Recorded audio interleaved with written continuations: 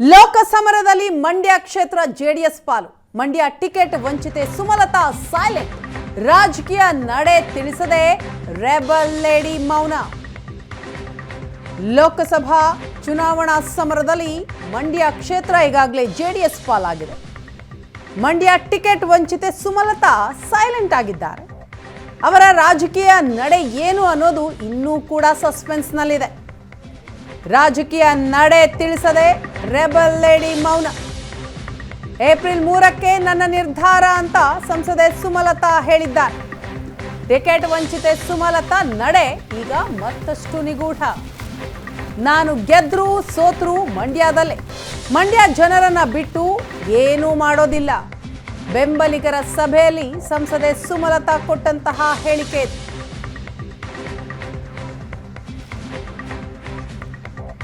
April 3ಕ್ಕೆ ನನ್ನ ನಿರ್ಧಾರ ಅಂತ ಸಂಸದೆ ಸುಮಲತಾ ಹೇಳಿದ್ದಾರೆ. ನಾನು ಗೆದ್ರು ಸೋತ್ರು ಮಂಡ್ಯದಲ್ಲೇ, ಮಂಡ್ಯ ಜನರನ್ನ ಬಿಟ್ಟು ಏನೂ ಮಾಡೋದಿಲ್ಲ ಅಂತ ಹೇಳಿದ್ದಾರೆ. ರಾಜಕೀಯವಾಗಿ ನಮ್ಗಿರೋ ಸಂಬಂಧ ಅಲ್ಲ. ಮಂಡ್ಯ ಅಂದ್ರೆ ನಮಗೆ ಅದೊಂದು ಭಾವನೆ, ಅದೊಂದು ಪ್ರೀತಿ, ಅದೊಂದು ಅಭಿಮಾನ. ನಾನು ಏನಕ್ಕೆ ಇದನ್ನ ಹೇಳಿದೆ ಅಂದ್ರೆ, ಮಂಡ್ಯ ಜಿಲ್ಲೆಯಲ್ಲಿ ನಾನಿದ್ದಾಗ ನನಗೆ ಅಂಬರೀಷ್ ಅವರು ನನ್ನ ಜೊತೆಯಲ್ಲಿ ಇದ್ದಾಗ ನನ್ನ ಭಾವನೆ.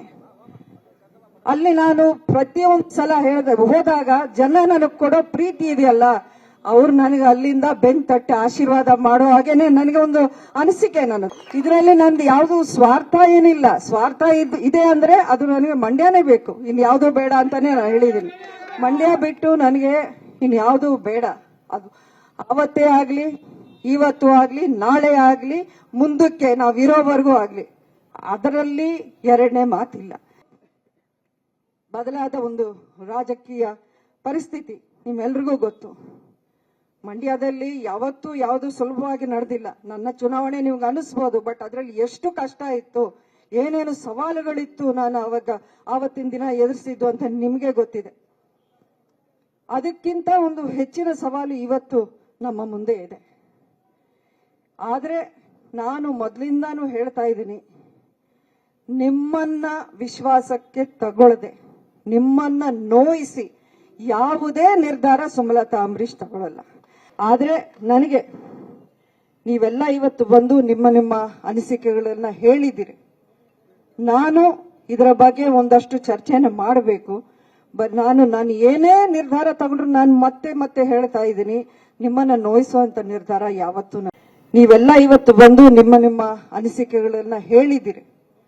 ನಾನು ಇದರ ಬಗ್ಗೆ ಒಂದಷ್ಟು ಚರ್ಚೆನ ಮಾಡಬೇಕು. ನಾನು ಏನೇ ನಿರ್ಧಾರ ತಗೊಂಡ್ರು ನಾನು ಮತ್ತೆ ಹೇಳ್ತಾ ಇದ್ದೀನಿ, ನಿಮ್ಮನ್ನ ನೋಯಿಸುವಂತ ನಿರ್ಧಾರ ಯಾವತ್ತೂ ನಾನು ತಗೊಳ್ಳಲ್ಲ. ಸುಮಲತಾ ಅಂಬರೀಷ್ ಯಾವತ್ತೂ ಆ ಕೆಲಸವನ್ನ ಮಾಡಲ್ಲ. ನನ್ನ ನಿರ್ಧಾರ ಇನ್ನು ಕೆಲವೇ ದಿನಗಳಲ್ಲಿ ನಾನು ಮಂಡ್ಯದಲ್ಲೇ ಒಂದು ಸಭೆಯನ್ನ ಕರೆದು ನೀವೆಲ್ಲರ ಒಂದು ಸಮ್ಮುಖದಲ್ಲೇ ನಾನು ಎಲ್ಲವನ್ನ ಒಂದು ಸ್ಪಷ್ಟನೆ ಕೊಡ್ತೀನಿ.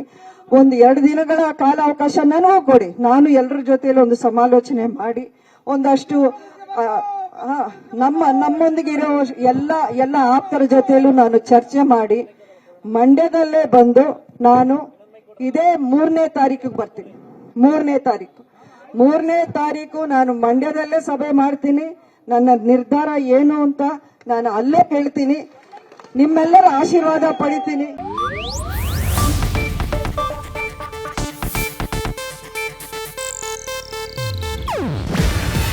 ಇದು ಏಷ್ಯಾನೆಟ್ ನ್ಯೂಸ್ ನೆಟ್ವರ್ಕ್ ಪ್ರಸ್ತುತಿ. ನೀವು ನೋಡ್ತಿದ್ದೀರಾ ಏಷ್ಯಾನೆಟ್ ಸುವರ್ಣ ನ್ಯೂಸ್.